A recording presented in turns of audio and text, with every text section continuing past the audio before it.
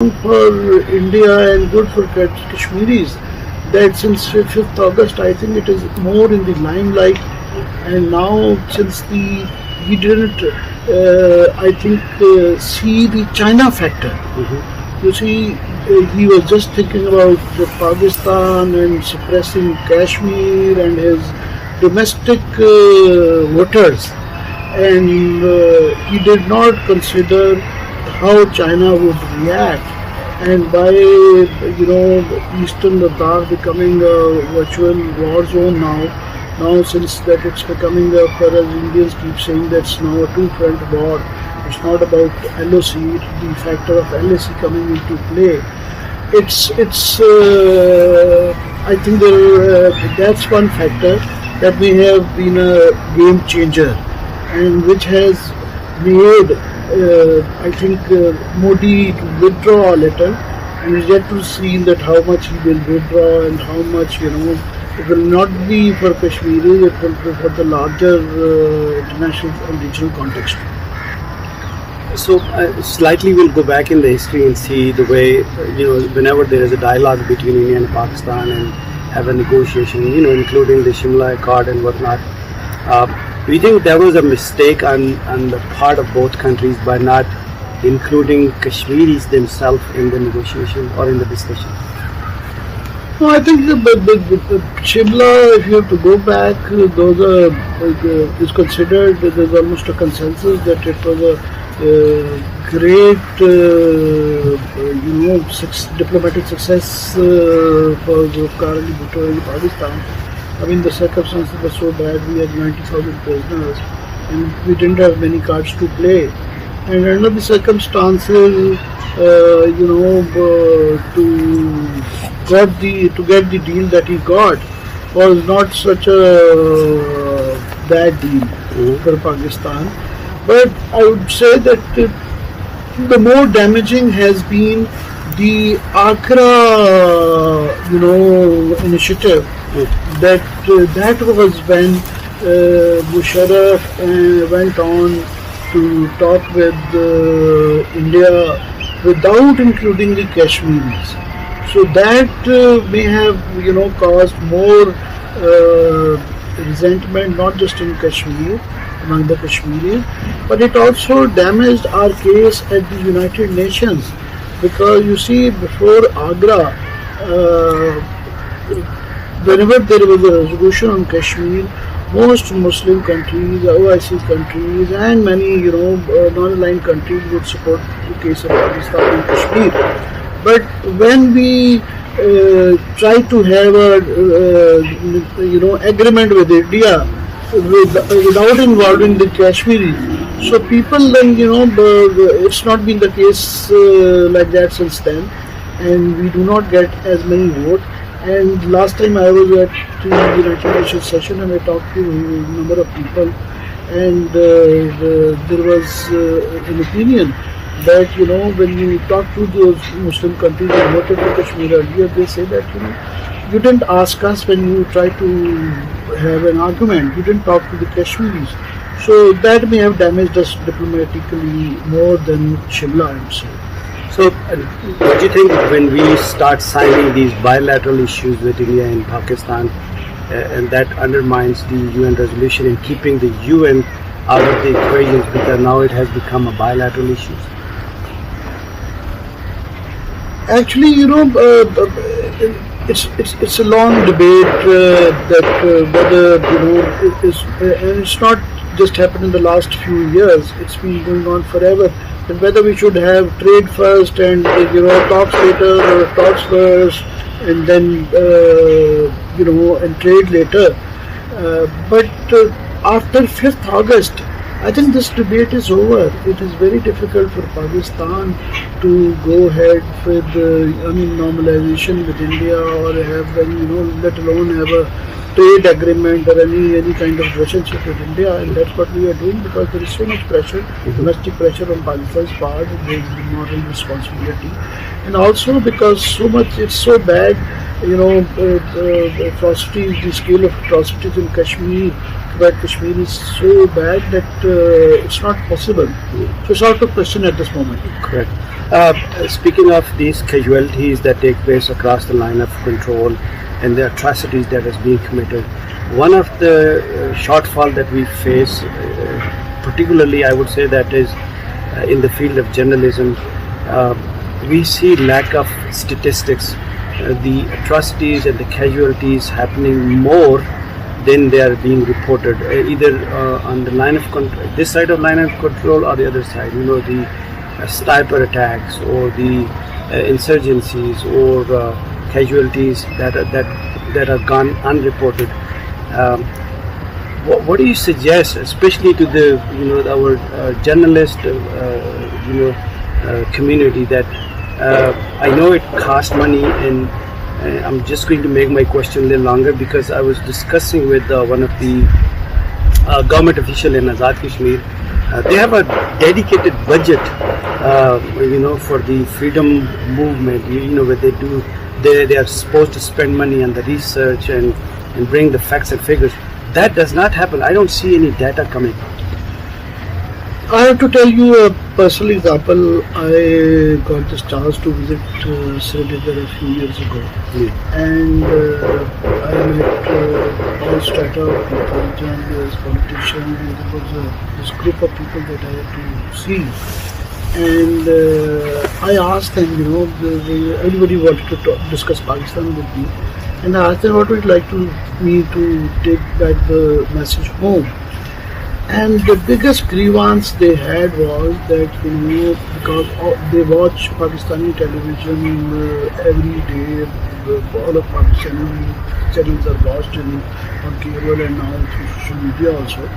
So the biggest grievance was that the issue of Kashmir is not covered in Pakistan as much as they would like. One, it's not covered, not to the expectations that they had from Pakistan.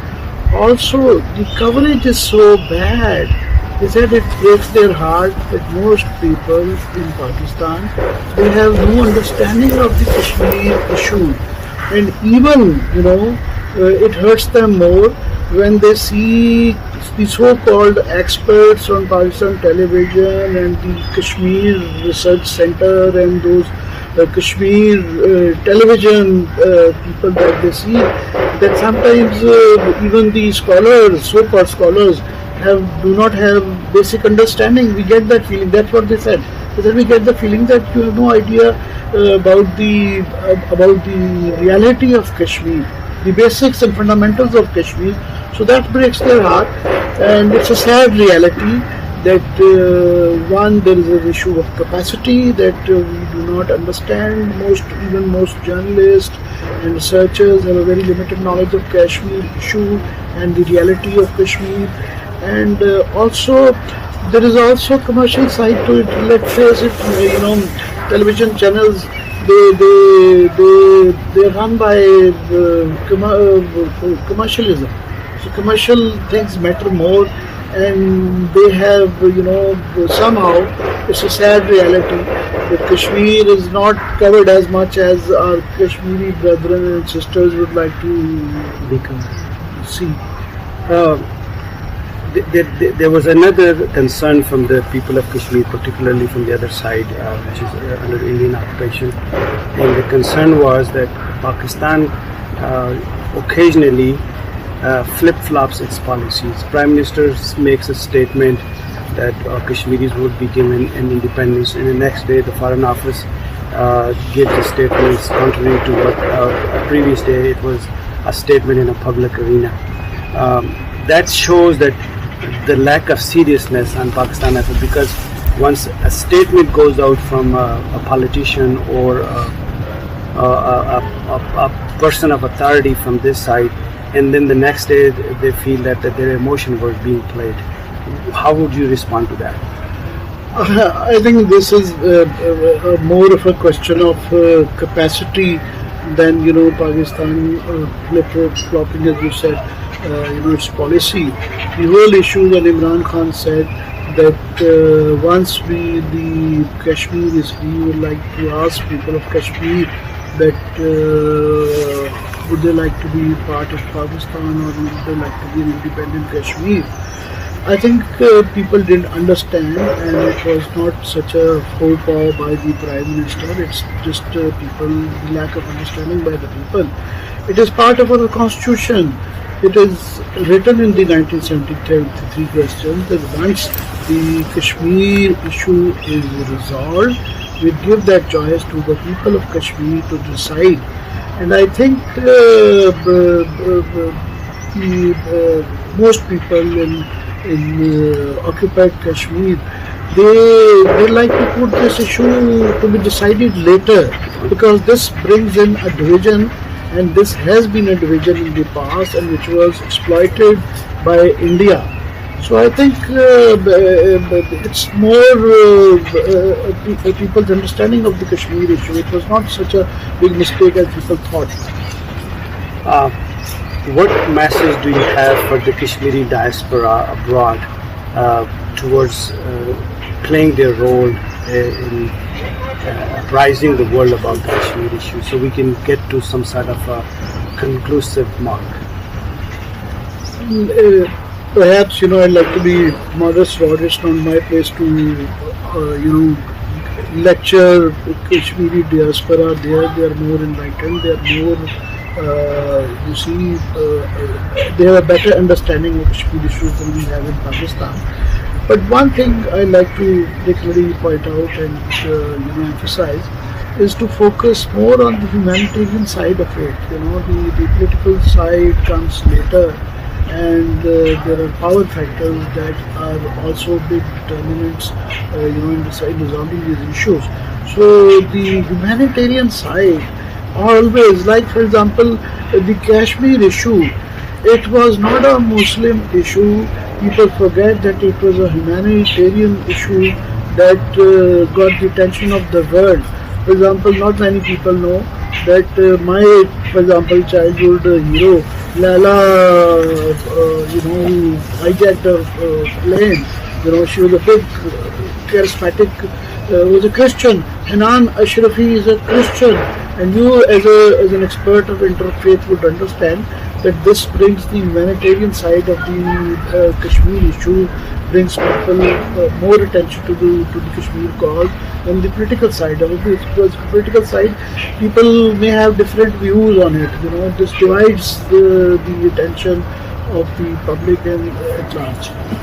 I couldn't agree more in terms of harmonious communities living in Kashmir for centuries. People practicing different faiths. With the recent attempt by some of those characters who tried to dismantle this unity that we had in Kashmir. We have Sikhs, Hindus, Pandits, and we've been living together for centuries. We never had these issues in terms of creating rifts between the communities of different faiths. Now, Amar bhai, thank you so very much for being on the show. It was an absolute delight. It was my pleasure also to talk to you, and my appreciation of your effort for doing a great job.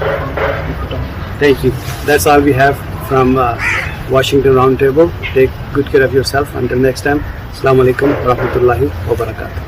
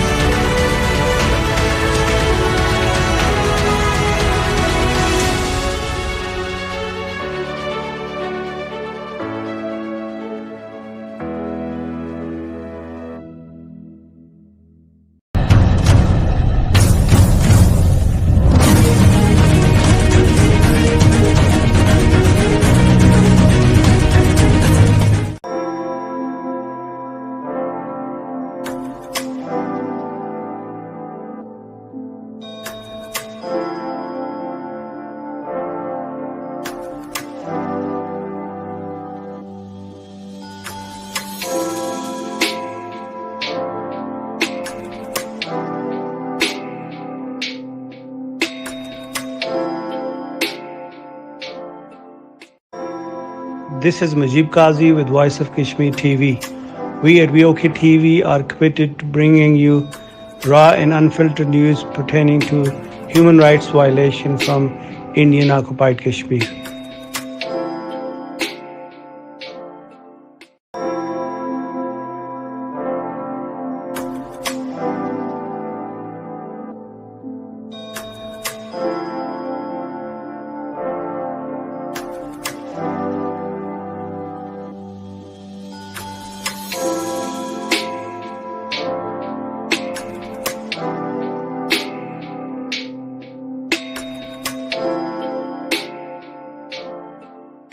Alhamdulillah Rabbil Alameen, Salatu Wassalamu ala Sayyidil Anbiya wal Mursaleen. This is Majib Qazi and you're watching Capital Hour from Washington studio. I am here joined by a very senior advocate and a former Chief Justice of Azad Jammu and Kashmir. Justice Abdul Majid Malik Saab is joining us from his office. We are going to learn from him about the movement of Kashmir, current standing, and what is the way forward. Justice Saab, welcome to the show. Thank you for joining us. Most welcome. Shukriya. Thank you, and I know I have not done justice to your introduction.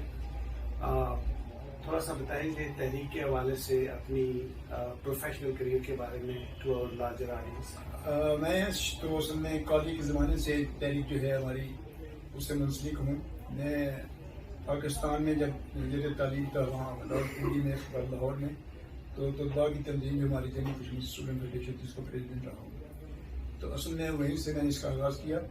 اس کے بعد جب میں نے legal profession join کیا, پہلے لاہور میں تھا میں 2 سال کے لیے, پھر میں نے جب شفٹ کیا بنگلہ دیش کی جیسے میرپور میں, تو یہاں پر ہم نے اپنی تحریک جو تھی اس کا آغاز کیا. سب سے پہلے تو 1956 میں جب میں ابھی لا کالج میں تھا تو ہم نے ایک نئی جماعت بنائی تھی جس کا نصب یہ تھا کہ ریاست جموں کشمیر جو ہے اس کو قانون آزادی ہند کے تحت مکمل آزادی حاصل ہے اور اس کا اسٹیٹس جو ہے یہ انڈیپینڈنس اسٹیٹس ہے. جیسے کہ پاکستان ماضی وجود میں آیا, جیسے ہندوستان آیا, تو ایسے ہی اس کا لیگل اسٹیٹس جو ہے اس کو حاصل ہوا. اور چونکہ تاج برطانیہ جو تھا اس نے جب پہلا موسیقی اپنی ختم کی تو لام اعلیٰ جو ہے مہاراجے کا جو ایگریمنٹ تھا امرتسر کا معاہدہ وہ بھی وہاں ساخت ہو گیا.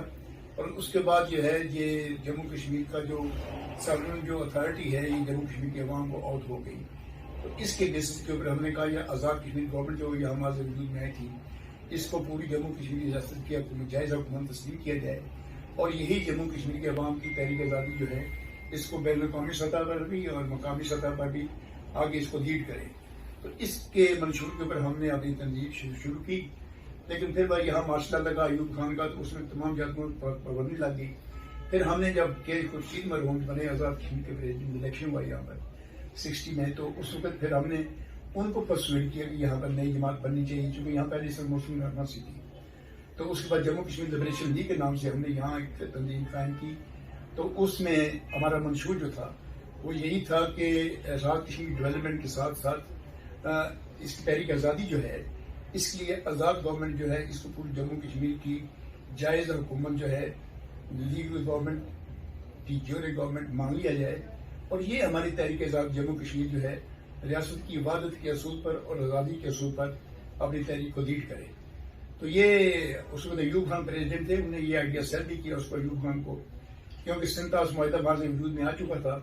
اور سندھ طاس معاہدے میں جو ہندوستان کو یہ کنسیشن دی گئی تھی کہ جموں کشمیر کے دلوں پر جہاں اس کا قبضہ ہے وہی وہاں بجلی گھر بنا سکتا ہے. تو ہماری اس میں کنسیڈریشن یہ تھی کہ بائی امپلیکیشن ریاست جموں کشمیر کی تقسیم کی بنیاد رکھ دی گئی ہے. اور چونکہ ہم تقسیم کے خلاف تھے تو اس کے بعد قائم کرنا چاہتے تھے, لہذا ہم نے لبریشن لیگ کا منشور جو تھا یہ بنایا. اس کو پھر ایوب خان پاکستان کے پاس ہم نے سیل بھی کیا. تو اس نے کہا یہاں جتنے بھی سفارت خانے ہیں پاکستان میں آپ ان کے ساتھ اگر بات کریں. ہم نے وہاں خورشید صاحب نے اس کو اگر پیش کیا تو انہوں نے کہا اگر پاکستان جو ہے وہ آزاد کشمیر گورنمنٹ کو دی جیورے گورنمنٹ ایکنالج کرتا ہے تو 28 ممالک تھے جس میں چین بھی شامل تھا. انہوں نے کہا ہم اس کو مان لیں گے اور جموں کشمیر کی یہ آزاد کشمیر گورنمنٹ جو ہے اس کی لیجسلیچر جو ہے ایکسپٹ کر لیں گے. بلکہ چین کے وہاں بیجنگ کے ریڈیو نے اس کا اعلان بھی کر دیا. جون لائی صاحب جو دیوبند کے پرائم منسٹر تھے انہوں نے اس کو اعلان کیا جس کو یہاں ویلکم کیا گیا. لیکن یہاں مسلم کانفرنس کی جو قیادت تھی انہوں نے پاکستان کی تمام سیاسی جماعتیں جو مارشل لا کے خلاف تھی اس زمانے میں ان کی کانفرنس لاہور میں بلائی، اور چودھری غلام آباد صاحب مرحوم جو ہمارے بنیادی لیڈر تھے تحریک کے، انہوں نے کہا جی کہ یہ تو خود مختار کشمیر کی تحریک ہے جو علاقے پاکستان کی نکیس ہے. تو اس پر پھر پاکستان کی سیاسی جماعتوں نے ایوب خان اس نے بڑا پروٹیسٹ کیا. پھر ایوب خان نے اس کو اس وقت ماننے سے انکار کر دیا. ایسے یہ ہمارا نظریہ جو ہے آج تک قائم ہے، اور آج بھی ہم یہ بلیو کرتے ہیں کہ جب شملہ معاہدہ میں مسئلہ کشمیر جو ہے اس کو دو قوموں کی ایک مذاکرات کا مسئلہ بنا دیا ہے انڈیا اور پاکستان کا، جبکہ اصل مسئلہ جو ہے جموں کشمیر کی عوام کی آزادی کا مسئلہ ہے. تو آزادی کو پس منظر میں ڈال کر اگر آپ صرف زمین کی بات کریں گے کہ یہ جموں کشمیر کی زمین جو ہے ہندوستان کو ملنی چاہیے، پاکستان کو ملنی چاہیے، تو ہماری یہ تحریک جو ہے پاکستان کے ماضی وجود میں آنے سے پہلے سے ہی جو آزادی کی تحریک تھی یہ اس کی نفی ہوتی ہے. اگر میں صحیح سمجھاؤں تو یہ جو اگر آپ کو اس وقت آزاد کشمیر کی حکومت کو مان دیا جاتا اور وہ سارے کشمیر کی ریپرزینٹیو ہوتی، مقبوضہ کشمیر، گلگت بلتستان، لداخ اور صرف کشمیر کی ہوتی، نہیں پورے جموں کشمیر، پورے کشمیر کی ہوتی. اچھا یہ بتائیے کہ ہم سے تو بہت سارے کشمیریوں سے بھی اور پاکستان سے بھی بہت سارے بلنڈرز ہوئے ان دا پاسٹ. آپ کی نظر میں اس وقت کشمیر کا وے فارورڈ کیا ہے؟ What is the doable solution for the people of Kashmir? میں خوش قسمتی کے ہیں یا میری لگن کے ہیں، میں جموں کشمیر کی تحریک آزادی کے حوالے سے ہندوستان میں کوئی تقریباً 10 دفعہ گیا ہوں، سری نگر میں 3 دفعہ گیا ہوں، جموں میں 4 دفعہ گیا ہوں. وہاں کے لوگوں سے جب میں ملا ہوں تو جموں میں ایک کانفرنس انڈین سٹیزن جو تھے انہوں نے آرگنائز کی تھی، جس میں یہاں سے بھی لوگ گئے، پاکستان سے بھی تھے. تو وہاں پر جب ہم سے یہ پوچھا وے فارورڈ کیا ہے، تو میں نے کہا کشمیریوں کو مل بیٹھنے تھے، پھر ہم مل کر بیٹھ کرتے ہیں، بات کرتے ہیں. تو یہ 2006 کی بات ہے. تو اتفاق سے وہاں پر جو کشمیری پنڈت تھے، وہاں جو کیا نام ہے جو ڈوگرے تھے وہ بھی تھے، اس میں کشمیری ویلی کے لوگ بھی تھے، نیشنل کانفرنس کے لوگ بھی تھے، باقی لوگ بھی تھے. تو یہ ہمارے 25 آدمیوں کا ایک ڈیلیگیشن وہاں بنا، گروپ بنا. تو اس میں ہم نے ڈیلیگیشن کر کے یونانیمسلی اس پار کے جموں کشمیر کے عوام یا سیاسی لیڈر جو تھے وہ بھی، جس میں وکلا بھی شامل تھے اور جس میں ڈوگرے بھی شامل تھے، جس میں کہ پنڈت بھی شامل تھے، جس میں sitting member of Lok Sabha لے کا جو بدھ تھا وہ بھی شامل تھا. تو ہم نے یونانیمسلی یہ فیصلہ کیا کہ جموں کشمیر کو مکمل خود مختار ہونا چاہیے. اور میں جتنے یہاں پر سفارت خانے کے لوگوں سے ملتا رہا ہوں، یا میں امریکہ میں بھی گیا ہوں، میں برطانیہ میں کافی دفعہ جاتا رہا ہوں، میں مڈل ایسٹ میں بھی جاتا رہا ہوں، سب لوگوں سے ملتا رہا ہوں. تو سب لوگوں کی ایک رائے ہے کہ اگر تو آپ علاقے پاکستان کی بات کرتے ہیں تو پھر پاکستان ہندوستان نے فیصلہ کرنا ہے، اس میں آپ کی حیثیت جو ہے کچھ نہیں ہے. کیونکہ اگر آپ اپنی بات کریں تو پھر ہم آپ کے لیے سوچ سکتے ہیں.